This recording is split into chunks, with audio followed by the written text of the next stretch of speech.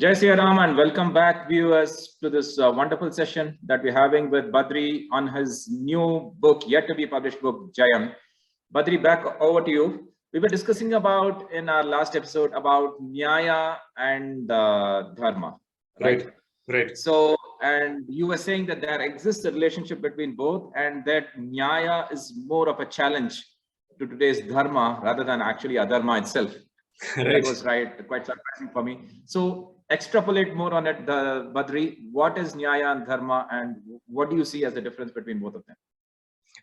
Raviji, as I was saying, Nyaya is the operational or the transactional truth, right? That is there. For example, in terms of it exists as commitment and agreement, right? That's getting enforced. Nyaya is not hurting others. Right? These are all Nyaya pointers in our life, right? But let me just try and give you an example of the interlacing of Nyaya and Dharma, right? Let's say there are two thieves, right? And these two thieves do an act of theft. They also agree to split the, the items and the money in whatever, 50-50. They reach to an agreement and they comply by it, which means they split it as per their agreement, right? Now, tell me, Raviji, right? Is there dharma in this situation?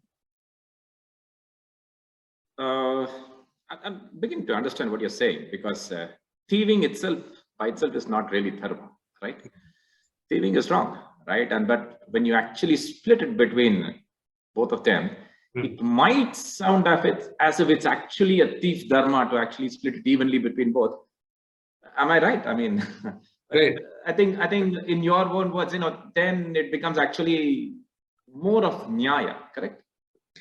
You're right. So what's happening in this situation is that there is Nyaya, but there is Adharma as well, right? As I said, it is Nyaya because as per their agreement, they entered.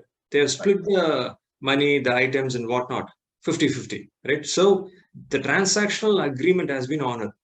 So it's Nyaya. Yeah, Nyaya between the thieves, right? Between the thieves. Between the thieves. The two interacting entities, right? It is Nyaya. But it is Adharma because someone else has lost his or her money, items and whatnot, right? A host of things they have lost. Right. Which means it is causing pain, agony, disturbance, it's causing remorse, sadness, whatnot to that person because of the loss of these items, because it belongs to them, right? So this particular instance is Nyaya, but Adharma. Right.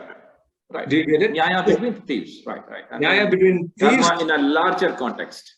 Adharma in the larger, it is Nyaya, but Adharma in the larger context. Right. Larger context that we are discussing. So this is one idea.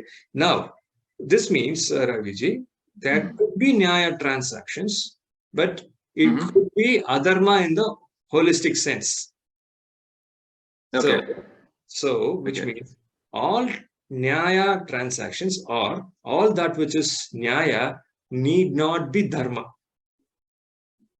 Okay. Right now, right? This is one idea. Now there is also another idea, which is all dharma need not necessarily comply or have an element of Nyaya in them. I'll repeat. All elements, all that which is dharma. I'll repeat. All that which is dharma need not have a layer of Nyaya in them. Nyaya. Okay. Can you give an example of the last thing that you said, that all acts of dharma need not be Nyaya, right? Could you you quoted an example of the former one, then the later one, please. Let's take the case of a soldier, right, who's guarding the nation, right? Now there's a situation in front of her. What is the situation, right? There is a terrorist and she has to neutralize him, right? Meaning she has to kill him, right? And when she does that, she'll be protecting the country, right? He'll be protecting the country. Now, what do you think, Raviji, this particular situation is? Okay, so here's a soldier who's trying to protect, and then she has to kill somebody, and then killing in this sense is actually in the normal sense. If you say kill somebody in the normal sense, that would be Anyaya, right? But in this specific case, the person who she has to kill happens to be a terrorist. Correct. And she does that so that she can actually protect her country. Right. And also, it's just not protecting country. It's in any context, right? It's just protecting the innocent here, right? It's just not protecting the country. I think, can I go a little bit broader, right? It's protecting the innocent people. It is dharma in any context. It's just not, okay, I protect my country, so I'm killing that person. No, it's not like that. So in the larger context, it is protecting innocent people, I say, as a soldier, is her supreme dharma, isn't it? It's dharma, but anyaya. Did I get it right? Absolutely, you got it right. So this is dharma, but it doesn't have nyaya in a normal parlance, right? When you say nyaya, is there a nyaya? No, killing people as you say. People will say, oh, that is anyaya. But why was it done? It was done in order to protect the country. It is keeping a universal idea, keeping the bigger picture in mind, as you said, Right. If you don't kill that person, then that person is going to come and kill other innocent people. Correct. Right? So it leads to more killing. Correct. And then killing might sound like anyaya, but it's actually dharma. So you kill this person so that he or she doesn't go around killing other innocent people. Exactly. So what does this mean, Raviji? It just means that dharma is more important than nyaya. I can get it. That's the point. That's the point. See, dharma is more important than nyaya, than the transaction that you and I enter into. Now, this is precisely the fundamental fulcrum of the Hindu civilization, of our whole dharmic way of life, right? We have always kept dharma as the fulcrum point. And this is exactly what gets re-emphasized through the story of Mahabharata, Ramayana, the life of Krishna, Rama, right? The wars, the battles that Muruga fought for the Devas was all keeping dharma in mind. It was not just for a transactional agreement. It was not for nyaya. It was for dharma. So that is the bigger context. As a matter of fact, the great Tamil divine poet Thiruvallur, in his magnum opus Thirukkural, right? He has taken so much time and effort to explain the whole idea of dharma, which is called aram in Tamil, right? So the whole effort has been towards establishing the idea of dharma. Time and again it has been done. And that's precisely what we are trying to give through this book as well. But Raviji, what's more important, right? It's about understanding this dharma and implementing it in one's life. That makes actually the difference for everybody. That exactly is we need to focus. Right. And just for the sake of our non-Tamil viewers, I mean, Badri here used a word called aram. Actually, it's a Tamil word.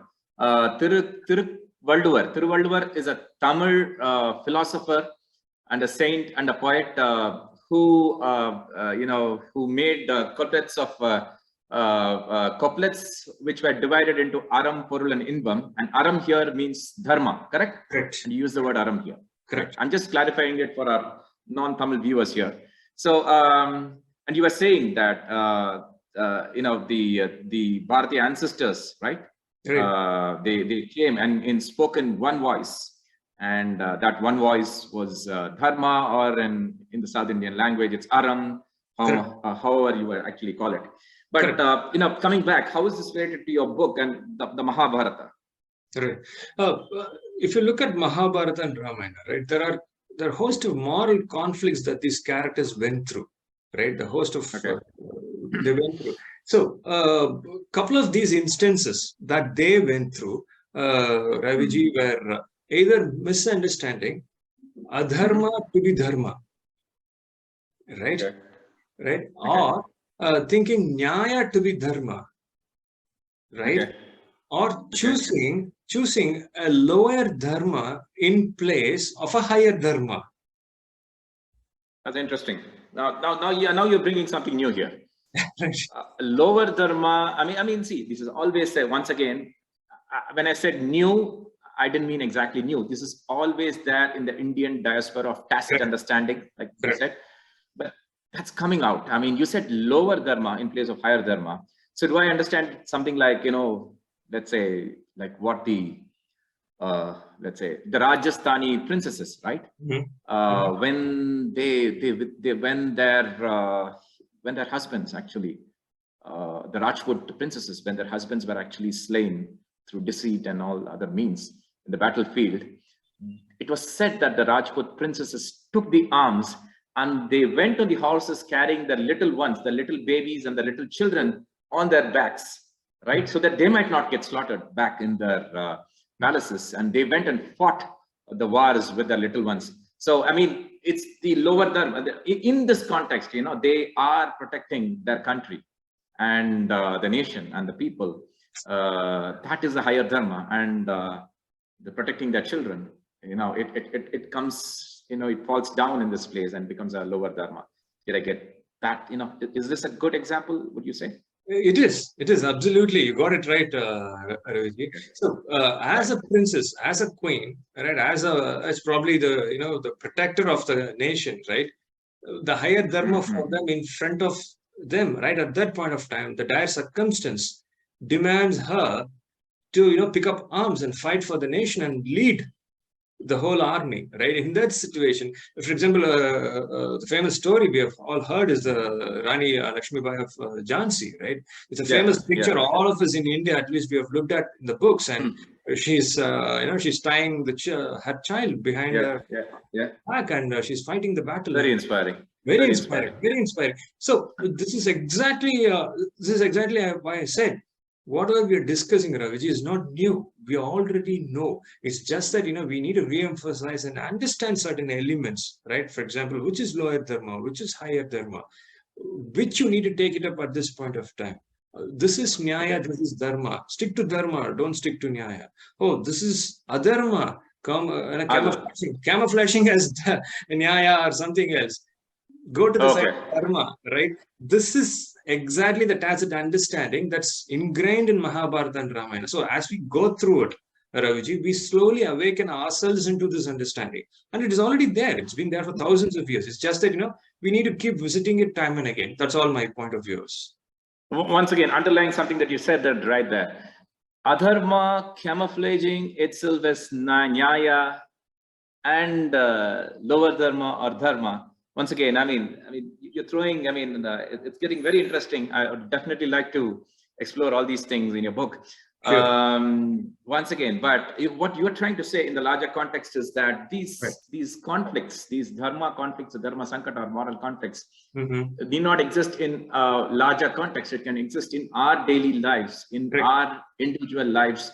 And you're asking us to recognize those conflicts, right, in our everyday lives. And is there a consequence, for these moral conflicts?